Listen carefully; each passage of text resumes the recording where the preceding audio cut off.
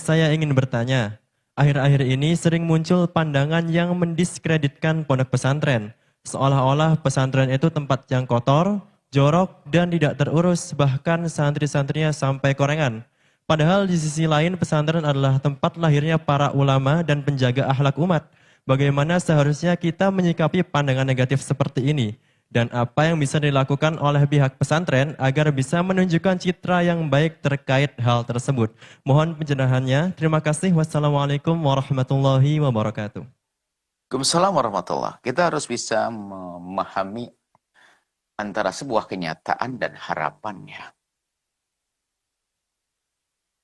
Kalau bicara harapannya, ya nggak begitu dong. Seharusnya pesantren kan bersih dan sebagainya.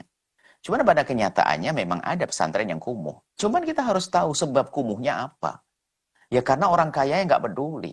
Sehingga kiainya Masya Allah, kiai itu sambil dia itu ngajar, dia itu kerja jadi tukang batunya loh ya ustadznya itu. Orang kaya muslimnya ada di mana ini?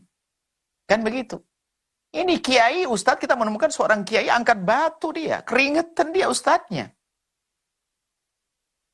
Sehingga begitu banyak santri yang datang, dia pengen yang penting rampung saya, yang penting belajar daripada tidak. Ya pengennya nggak seperti itu mereka. Bukan disengaja mengumuh-ngumuhkan diri, nggak ada itu. Dan betul kita menemukan pondok kumuh, kemudian kolamnya kolam bersama, kalau kudisin bersama dan sebagainya. Ya nggak mau kudisan sebetulnya. Ini pertanyaan menarik sekali untuk menggugah semuanya. Di mana Anda? Gitu loh. Anda orang Muslim loh ya. Ayo kita menjadi orang kaya di akhirat. Mana pondok-pondok itu kita perhatikan. Ayo, sudahlah. Saya akan sisihkan rezeki Anda, bismillah. Tidak boleh ada pesantren kumuh. Saya bertanggung jawab. Itu dahsyat, hebat. Dimana kenyataannya begitu. Kita melihat pondok kalau kudisin semuanya. Kolamnya kolam bersama, satu kudis, korek, kubannya. Tidak semuanya bisa pakai shower sebagian pondok. Memang ada sebagian pondok dibikin serapi mungkin. Tapi tidak kita pungkiri adanya pondok kumuh. Teman kumuhnya bukan sengaja karena nggak ada dana.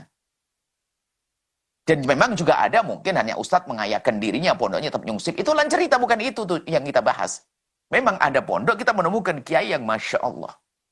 Ikut kerja jadi tukang batu, pakai angkat-angkat semen dan sebagainya. Nah ini yang perlu jadi perhatian bersama. Nah, kalau bicara harapan, ya memang seharusnya nggak seperti itu dong. Muslim harus tampak istimewa, mewah dong, bersih, sekolahnya keren, bersih, hebat dan sebagainya. Dan Nabi Muhammad tidak mengajarkan kita berkumuh-kumuh ria, pakai baju compang-camping, enggak.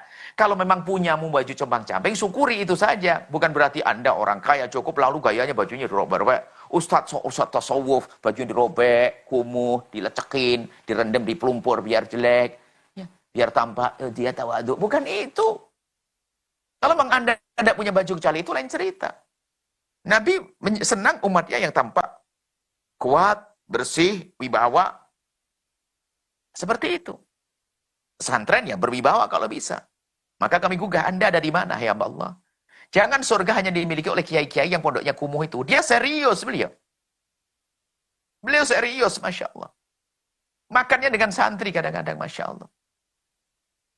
Sampai rumahnya pun gak sempat dibangun kadang. Allah. Kalaupun bangun, biasanya orang yang bangunkannya, barangkali begitu. Lalu Anda di mana? Ini kesempatan bagus di pertanyaan semacam ini. Memang banyak kita menemukan pesantren-pesantren. Dan sampai suatu ketika saya masuk pesantren, saya ingin ke toilet. Sampai bingung dia masukkan ke toilet mana. Loh kenapa? Di mana saja? Jangan di situ. Jangan di situ. Tidak boleh lagi, jangan di situ. Tidak, saya mau di situ. Ternyata betul. Memang betul. Kamar mandinya sangat tidak layak. Sedih. Sampai kami berpikir, apakah di sini ada orang yang punya harta?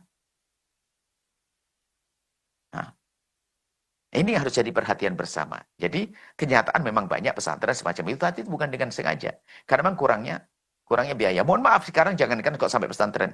Madrasah diniyah di kampung-kampung, lihat. Dengan genteng yang kalau jatuh nggak bisa dinaikkan lagi. Toiletnya seperti apa? Nggak ada pintu. Kalau ada pintunya, pertama kali bangun pintu, kalau pintu rusak nggak bisa benahi lagi. Nggak ada dana. Ustadznya dikasih berapa coba? Ustadz di kampung. Dia bukan dikasih gaji. Kadang hanya dikasih sabun. Kita akan merendahkan kekumuhan. Karena memang keadaannya semacam itu. Kita sedih seharusnya berpikir. Anda yang kaya mikirkan. Jangan hanya mengkritik, ya pesantren gaya kumuh. Memang mohon maaf, Ustadz di kampung kita menemukan, kalau musim panen dia ikut memanen padinya orang untuk mendapatkan bagian. Sehingga nanti bergagas, berkopo-kopo untuk bisa ngajar agar tidak telat. Begitu kerjanya. Pagi kerja, sore ngajar. Pagi kerja, sore ngajar. Pagi kerja, sore ngajar. Lah orang begini akan bangun gedung megah. Ya nggak mampu mereka. Sudahlah. Itu adalah PR bersama. Kebetulan kami sampaikan kepada Anda. Hei kaya, orang kaya. Jangan sampai Anda kaya di dunia, di akhirat. Anda melarat. Perhatikan madrasah diniyah di kampung-kampung. Di madrasah Ustadz kiai-kiai Anda, kiai kampung Anda. Yang selama ini mendidik Anda, mengajari Anda ngaji, anak-anak Anda. Waktu abah Anda wafat, beliau yang ngurusi. Perhatikan, sekarang perlu kembali ke madrasah diniyah itu. Pesantren-pesantren di daerah-daerah yang Masya Allah, Subhanallah. Ngeliwatnya tuh Masya Allah, ngeliwatnya hanya sekedar begitu kayu begini. Mandinya Allah. Kadang sampai begitu sederhananya di sungai.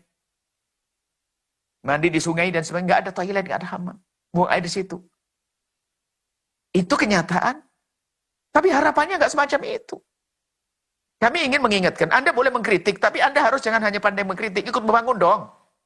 Kritik penting untuk buat sebuah perubahan. Kenapa kok pondok Islam begini? Ya sudah, saya tidak terima dong Islam begini. Harus bangkit. Anda, ayo. Indah ya, kalau begitu. Indah. Benar kita menemukan kiai-kiai di kampung, ustadz di kampung, ustadz tulus. Dikasih duit berapa per bulan? Saya tanya kepada salah satu seorang yang ngurusi madrasah diniyah, dikasih berapa uang per bulan? Kalau ada kadang 100, kadang 200. Apa? 100, 200. Kadang pernah nggak ada, hanya dibelikan sabun saja. Allah. Ini wali yang tersembunyi. Wali tersembunyi.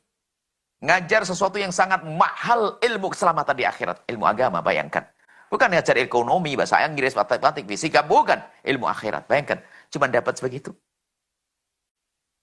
Kadang tidak dapatkan apa-apa. Allah. Subhanallah. Ayo bangkit Anda semuanya. Dan kami serukan Anda untuk peduli pada madrasah diniyah di kampung-kampung Anda. Kami tidak bicara, mohon maaf, al-bajah ada. Tapi kami tidak bicara al-bajah. Tapi kami bicara, Anda semua peduli dengan yang di kiri kanan Anda. Termasuk dimulai dari toilet dibenahi. Supaya anak-anak gadis yang sudah mulai gede, kalau lagi ngaji, pengen ke toilet, ada tertutup, aman, syar'i. Jangan sampai tidak terhormat. Di antaranya semacam itu. Termasuk yang hari ini gerakan bersama al-bajah kan ada. Kalau ada madrasah diniyah yang serba kekurangan dan sebagainya, bisa diskusi dengan tim, namanya tim apa, Tobi Tosi, toilet bersih, toilet syar'i. Kita mulai dari situ dulu, nanti ditinjau tempatnya barangkali, kemudian ada dana, jika ada dana akan dibantu. Biarpun bukan pondok kita, bukan. Pondok kita juga untuk al-bajah, juga untuk semuanya kok. Kalau ternyata ada madrasah diniyah sebuah kampung, Anda bisa kok diskusi dengan tim di sini. Gimana ada madrasah runtuh, santrinya banyak dan sebagainya, membahayakan gentengnya, kayaknya takut rubuh bangunannya. Bisa diskusikan bersama. Itu saja. Jadi betul yang disampaikan tadi, pertanyaannya benar. Ada kekumuhan, kurang, kudis, dan sebagainya. Baru-baru lihatkan dokter untuk bisa memeriksa dan sebagainya. Masya Allah. Beli salep aja nggak mampu, mereka ada. Nah, itu saja. Semoga Allah memilih kita untuk menjadi orang yang akan bergerak untuk mengentas kekumuhan tersebut. Jika Anda fakir, semoga Allah kayakan Anda. Yang sudah kaya diberi kesadaran sehingga Anda menjadi orang kaya di dunia dan di akhirat. Untuk membangun kejayaan. Santren, madrasah. Jaya di dunia hingga di akhirat nanti. Wallahu a'lam bishawab. Setelah Anda menyaksikan video ini, jangan lupa berselawat kepada baginda Nabi Muhammad sallallahu alaihi wa alihi wa sahbihi wasallam.